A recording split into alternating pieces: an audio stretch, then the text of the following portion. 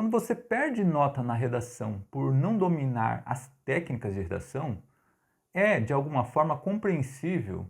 Por quê? Porque as técnicas elas são relativamente complexas. Você precisa criar ideias do nada, sustentar essas ideias de uma forma sólida, articulada e coerente.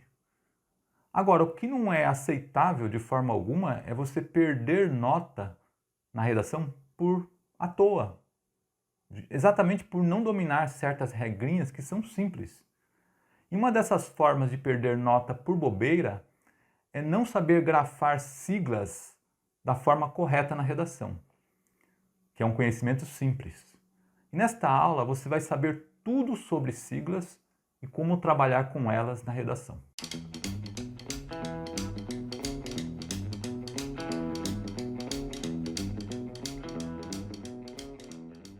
Olá, seja bem-vindo, bem-vinda a mais uma aula aqui neste canal. Eu sou o professor João Matos e aqui eu ensino técnicas aprofundadas de redação. Técnicas acompanhadas dos conceitos por trás das técnicas. Exatamente por aprofundar nesse conhecimento que eu faço uma brincadeira aqui e me intitulo como o Sr. Miyagi da redação, que ensinava o karatê, lá no filme Karate Kid, não sei se você assistiu, com os fundamentos do karatê, junto dos fundamentos. Bom, e se esse é o seu caso, você quer aprender redação de verdade, já fica aqui, já se inscreve no canal, já ativa o sininho para receber todas as notificações, porque eu publico aulas aqui todos os dias. Qual que é a sua maior dificuldade na hora de escrever siglas na redação? Já deixa aqui nos comentários. E se você souber de alguma sigla acompanhada do nome do órgão ou da instituição a que ela pertence, se você souber de alguma que eu não falar aqui nesta aula, já deixa aqui nos comentários também, para a gente aumentar a nossa lista de siglas, para ser uma referência para as outras pessoas também. Bom, em primeiro lugar, para a redação, por que é necessário conhecer siglas, saber como escrever as siglas? Por que é necessário para a redação? Porque volta e meia nós precisamos citar na redação algum órgão do governo, alguma instituição, algum tributo, alguma lei, algum ministério que possui oficialmente uma sigla. Então, é obrigatório citar a sigla desse órgão, instituição, ministério, etc. E você precisa saber como fazer isso. E erros nessa parte implicam perda de nota. Perda de nota de uma forma boba, como eu disse ainda há pouco. Porque é um conhecimento relativamente simples. É só saber como escrever as siglas e em que posição escrevê-las dentro do texto. Por isso que nós temos que obedecer certas formalidades do texto dissertativo. Bom, se essa aula está sendo útil para você, já deixa o like e já compartilha com outras pessoas que você sabe que pode precisar desses conhecimentos aqui também. Bom, para falar de como escrever as siglas corretamente, primeiro a gente precisa saber o que são siglas exatamente. E até mais do que isso, saber diferenciar as siglas de outras formas de redução de palavras que existem por aí, que são abreviações, abreviaturas. Cada um desses são diferentes das siglas. Existem as siglas em si e existem também acrônimos, que você já deve ter ouvido falar, ou se não ouviu, você vai saber agora o que é. Então, cada um desses, é diferente do outro. São 4 formas de redução de palavras que cada um tem as suas peculiaridades. Vou falar primeiro das abreviações. O que são abreviações? Abreviações, elas são reduções de palavras que normalmente elas são usadas de uma forma coloquial, na fala. E, portanto, elas não têm umas regras fixas. Não tem. E por elas serem já muito faladas, muito usadas no dia a dia, no cotidiano, elas são de alguma forma já padronizadas. Elas são populares, são muito usadas e são padronizadas. Eu posso citar como exemplo, esse você já ouviu com certeza. Me manda um zap aí. Zap? Você quer dizer WhatsApp, né? Só que Zap é uma forma, é uma redução de WhatsApp que é muito usada, que é popular, e as pessoas adotaram e passou a ser algo corriqueiro. Existem outros, até redução de nomes, como de José, por exemplo. Você chama a pessoa de Zé, é uma forma de reduzir o nome e é uma abreviação. E existem outros, Chico, que é uma abreviação de Francisco. Você percebe que não existem regras fixas para chegar nessas reduções. Chico lembra Francisco, mas não são todas as palavras de Chico que estão presentes na palavra Francisco. Não tem H, por exemplo, na palavra Francisco. E em Chico tem. Então, quer dizer, não tem uma regra fixa.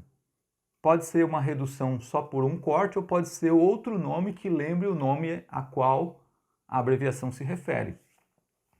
E ainda vai TV, moto, motoca, cine, uma abreviação de cinema. Esse é famoso. App, uma abreviação de aplicativo. Busão, uma forma de abreviar ônibus, que na verdade não é nem uma abreviação, acaba sendo uma palavra do mesmo tamanho. E também busão já entra um pouco mais em gírias. Então, não é exatamente, não é só uma redução, não é só uma abreviação, mas sim mais uma gíria. Se você for citar especialidades médicas, então, quase todas as especialidades têm as suas reduções. Endócrino, de endocrinologista, pneumo, de pneumologista, otorrino, de otorrinolaringologista. É um palavrão, né? Otorrinolaringologista. É mais fácil falar otorrino, né? Por isso, as abreviações elas dão agilidade à comunicação no dia a dia. Onco, de oncologista, gastro, de gastroenterologista. No mundo conectado, no mundo da rede, tem várias também. Beleza, beijos, você, com a letra V e C, também, TC de teclar, ADD de adicionar. Locais também, logradouros, locais costumam-se, alguns serem conhecidos por reduções, como Sampa, São Paulo, Floripa, de Florianópolis, BH, Belo Horizonte, Rio de Janeiro. Poucas pessoas falam Rio de Janeiro. A maior parte se refere a Rio de Janeiro como Rio, né? Bom, essas são abreviações. Agora, as abreviaturas, elas são um pouquinho diferentes. As abreviaturas elas também são reduções feitas nas palavras, só que elas têm um propósito diferente. Elas não têm um propósito de agilizar a comunicação como nas abreviações, mas sim economizar espaço. Então o que eu quero dizer com isso? Que as abreviações elas são mais da escrita, enquanto as abreviaturas elas são mais da escrita, enquanto as abreviações são mais da fala. Só que as abreviaturas elas não têm regras tão rígidas. Ela tem algumas regras, até gramaticais, mas essas regras não são tão rígidas. Por essas regras não serem tão rígidas, é que elas não são tão populares. Algumas são populares, algumas abreviaturas, outras não. Exatamente por não ter uma regra fixa para formulá-la. Não tem uma regra padronizada. Qual é a regra para a abreviatura? É você reduzir a palavra até um determinado ponto da palavra e colocar um ponto. E esse determinado trecho da palavra a que você tem que reduzir é até uma consoante. Então, por exemplo, se eu for falar filosofia e eu quiser reduzir filosofia, eu vou escrever F-I-L, ponto, que foi até a consoante L. Agora, por que eu disse que as regras não são tão rígidas? Porque outra pessoa poderia colocar o ponto depois do S. Filosofia. Depois do S, colocar o ponto. Então, quer dizer, não haveria um padrão. Não há um padrão exato. A única é que você precisa colocar um ponto após uma consoante, necessariamente, e que a parte da palavra que ficou, se no original ela tem acentuação, por exemplo, página. Página é pague. Ponto. o A vai com acento, porque na palavra original, página também tem acento. Então, existem algumas abreviaturas já consagradas, como a própria página, acabei de me referir, e também quilômetro, quilo, excelência, também é consagrada, metros quadrados, metros cúbicos, minuto. E você percebe que nem todas têm ponto exatamente. Algumas têm, outras não. E nem todas é a palavra, o começo da palavra. Algumas, como excelência, que eu acabei de citar, ela usa o começo da palavra e a última letra da palavra. Então, tem regras, mas não são tão rígidas, como eu disse. Agora, existem outras abreviaturas que elas não são tão consagradas. Por exemplo, gramática.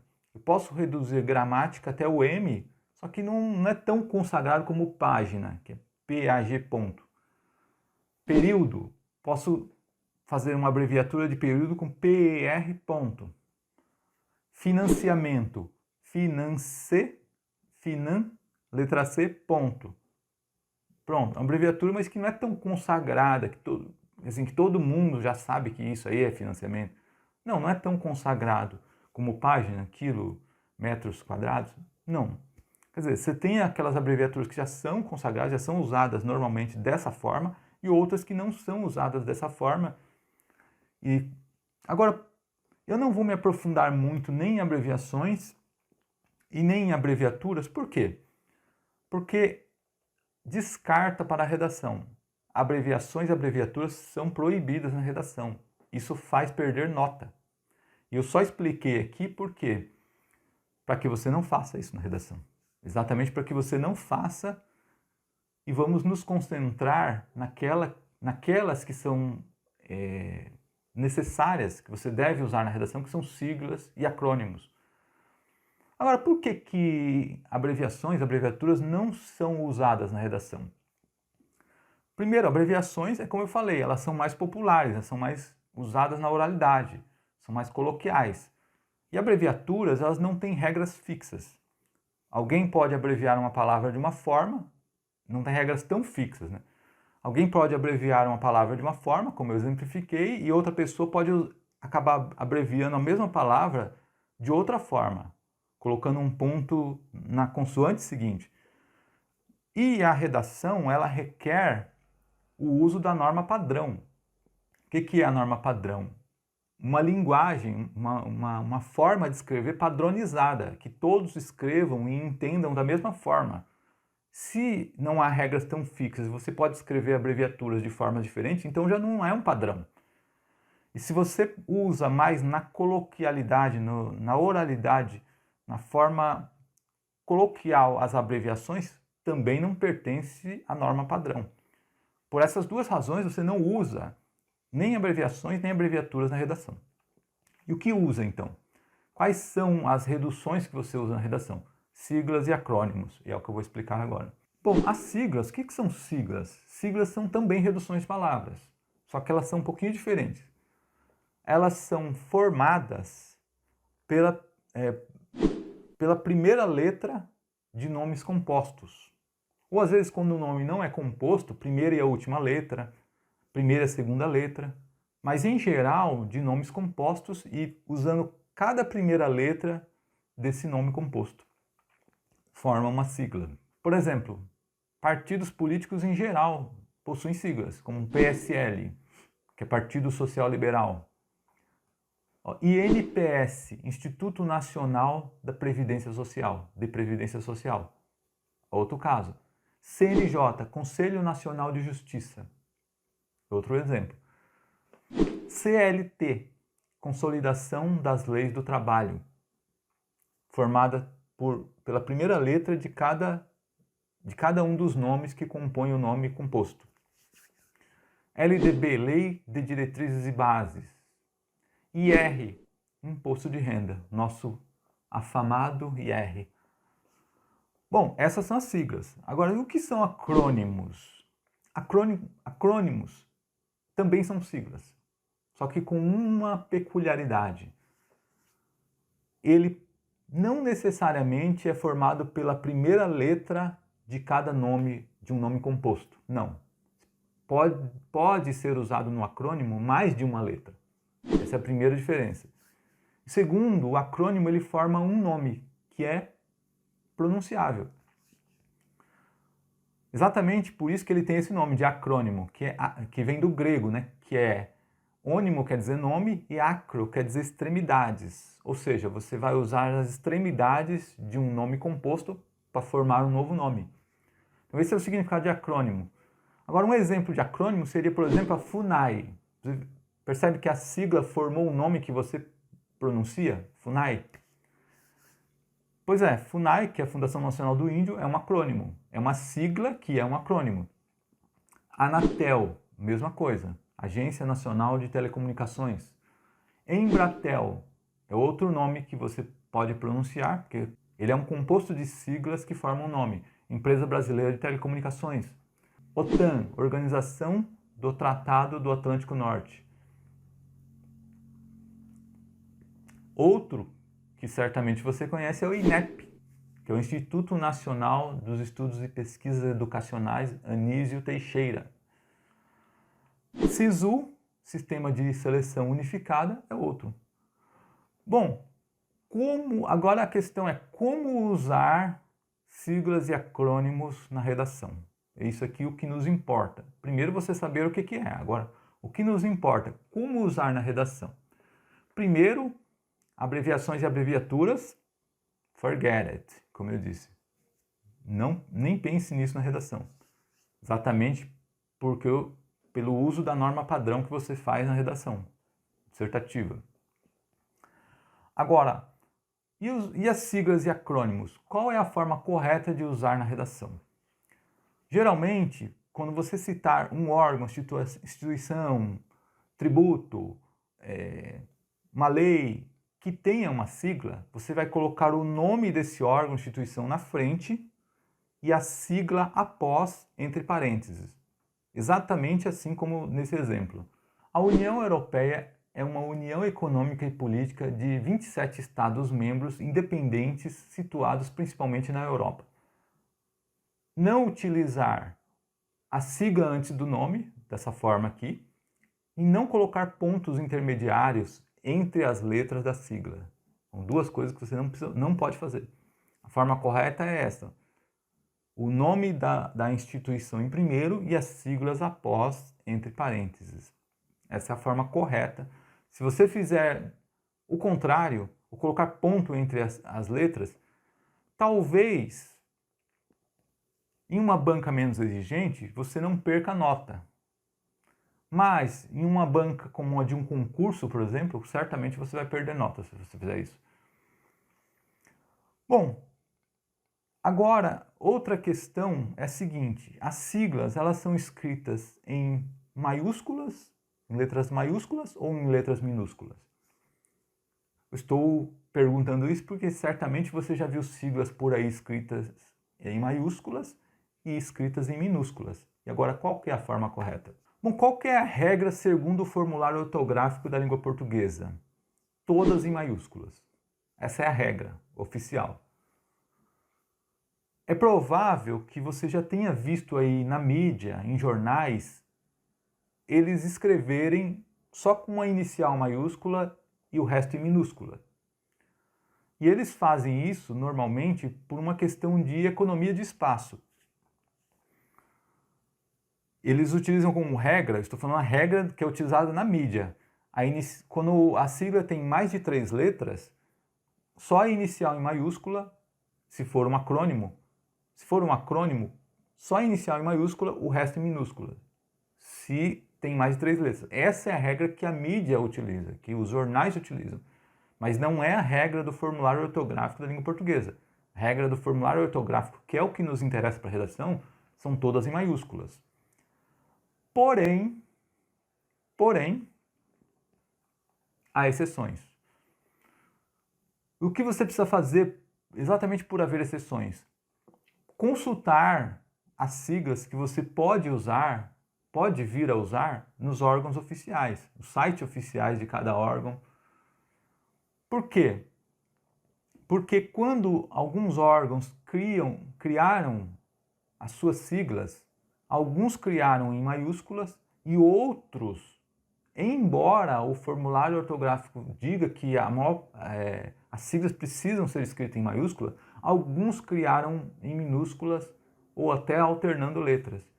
Então você precisa conhecer a sigla de cada órgão para poder não errar na redação, porque de repente algum órgão ele criou a sua sigla em minúsculas e a revelia do formulário ortográfico.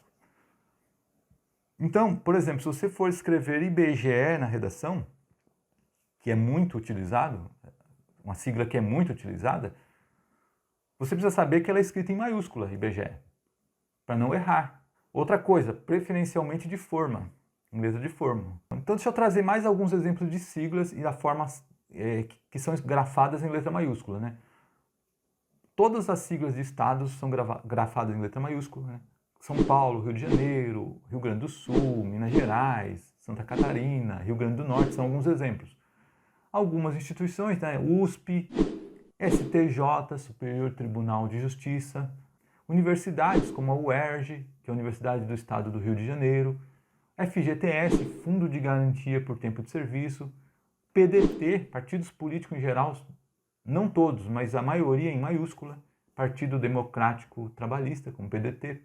Agora, como eu disse, existem órgãos que eles criaram as suas siglas só com a inicial maiúscula. Por isso que você precisa saber, como por exemplo a Unicamp, que é a Universidade de Campinas, é só a inicial maiúscula. Petrobras, que é Petróleo Brasileiro, é só a inicial em maiúscula.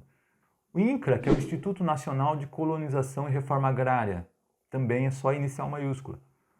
Outro acrônimo que é só a inicial maiúscula. SUDENE, que é Superintendência do Desenvolvimento do Nordeste. INMETRO, que é Instituto Nacional de Metrologia, Qualidade e Tecnologia. E o próprio e conhecido ENEM, que é o Exame Nacional do Ensino Médio. Então todas essas aí são grafadas só com a inicial maiúscula, porque já foram criadas dessa forma. E também há casos em que algumas siglas elas já foram criadas por alguma razão, em geral, para não confundir com outras que já existiam, mesclando maiúsculas e minúsculas. Por isso que você precisa saber também, se você for usar alguma dessas siglas. Como, por exemplo, CNPq, cujo Q final é escrito em minúscula, que é o Conselho Nacional de Desenvolvimento Científico e Tecnológico. Outro exemplo, IRBF, que é o Instituto do Rio Branco. Instituto Rio Branco.